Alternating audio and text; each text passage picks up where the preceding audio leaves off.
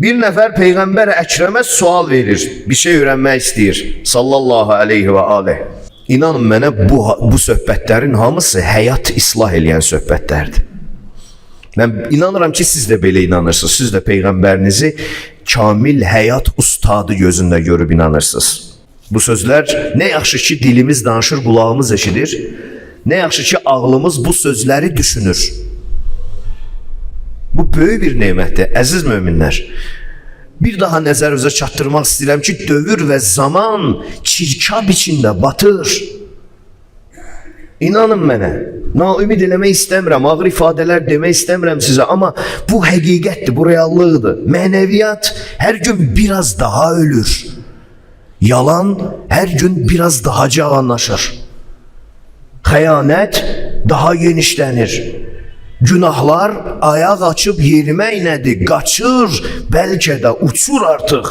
Biz isə böyük bir imana iman gətirmişik. Biz isə halala və harama iman gətirmişik. Biz isə haqq olan əbədiyyətə inanan insanlarıq. İndi bu iki böyük təzadın arasında bizim iman saxlamamız böyük ciddiyyət tələb edir. Bir nəfər Peyğəmbərə deyir, əllimni şeyən, bir şey öyrədi mənə ki, ya Rasulallah. İza ənə fəəltuhu əhəbbənillahu mənis-səma və əhəbbənin-nəs minəl-ərzi. Minəs-səma və minəl-ərzi. Hədisiniz oxuyun. Minəs-səma və minəl-ərzi. Mənə bir şey öyrədin, ya Rasulallah. Onu elədiyim zaman Allah məni səmada olanların da nəzərində sevimli eləsin. Allah məni yer üzündə insanların da içində sevimli eləsin. Mənə onu edə biləcəyim bir əməl öyrədin.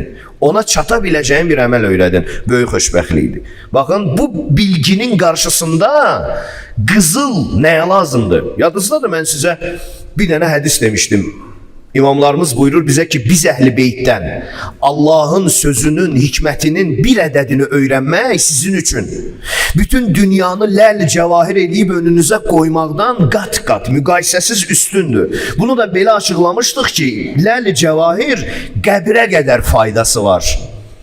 Pul, qızıl, nə bilim, o, bu, ölümə qədər lazımdır sənə. Nə qədər ki, materiya aləmindəsən, nə qədər ki, mülk, fəna mülkündəsən.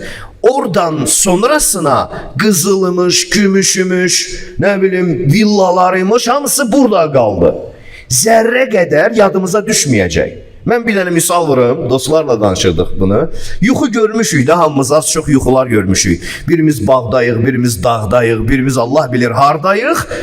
Həmin yuxuda sən evə vurduğun aboyun keyfiyyətini düşünürsənmi? Yadına düşürmü evə hansı aboy vurmusan? Evə aldığın mebellərin modeli sənin xatırına düşürmü o yuxudakı? Mənim evimin mebelləri misal üçün falan bahalı bir şeydən də düşürmü bu? Hara düşür sənin yadına? Bəs qurban olduğum deyəndə ki, dünyanız yuxuda tapdığınız sərvət kimidir. Yuxuda milyonersən, qızıl tapmısan.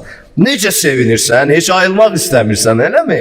Birdən ayıldın, əl boş, ətək boş.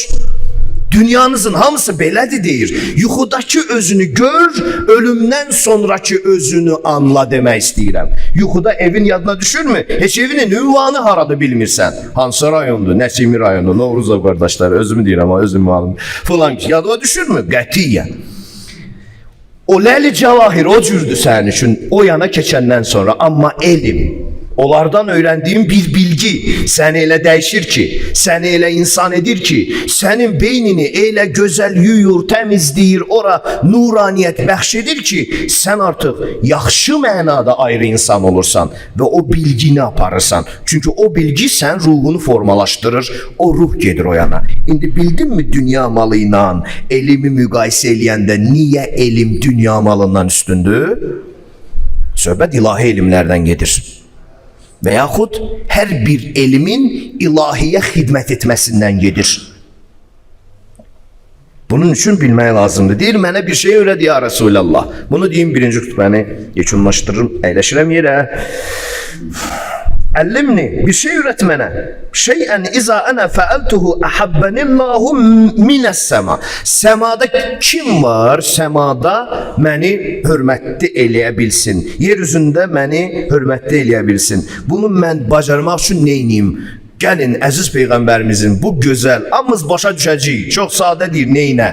Amma əməl eləməyə gələndə bir yandan dünya malı, bir yandan vəzifə həvəsi, bir yandan nə bilim varlılığın insana bəxş etdiyi rahat həyat həvəsləri, bir yandan gənclik, bir yandan hisslər və ehtirasların yüksək həddə olması. Gəlin indi bu alovun içində bunu qoru. Ah, bəs onun üçün deyir ki, bir yerdə eşitmişəm bunu, bilmirəm indi hədis deyil ha, deyir axır zamanda, amma gedişat onu göstərir. Deyir axır zamanda bir imanlı adam ölsə, mələklər təəccüb eləyər ki, imanlı da ölən varmış bu dövrdə, gör. Nə qədər iman saxlamaq çətindir. Peyğəmbər nə deyir sallallahu aleyhi və aleyh? Deyir, bütün istəklərinin müqabilində Allahın istəyini öz istəyindən birinci bil, Allah da səni səmada sevdirsin. Səma içində səni hörmətli eləsin. Amma bir şərtlə, şəxsi istəklərinlə Allah istəyi qarşılaşanda, təzad olanda, orada Allahı seçdiyin an sənin məqamın o aləmdə, gedəcəyin əbədiyyətdə hörmətin artacaq.